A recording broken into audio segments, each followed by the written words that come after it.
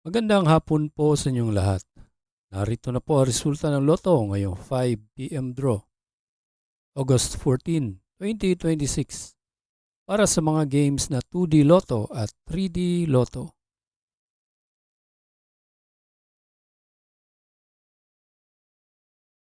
Para sa 2D Lotto, ito po ang winning combination: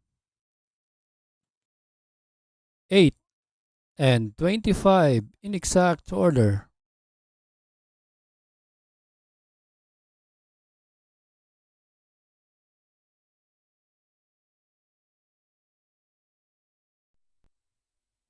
Kung bago ka pa lang sa aking channel, pwede kang mag-like, share, at subscribe para updated kayo sa mga PCSO lottery results araw-araw.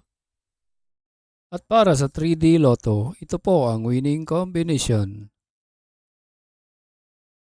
5, 4, and 6 in exact order.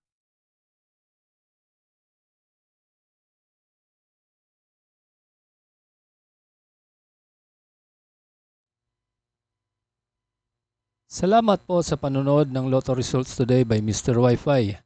Good luck at maglaro ng responsable. Huwag kalimutang mag-like, share at subscribe. Hanggang sa muli, paalam po sa inyong lahat.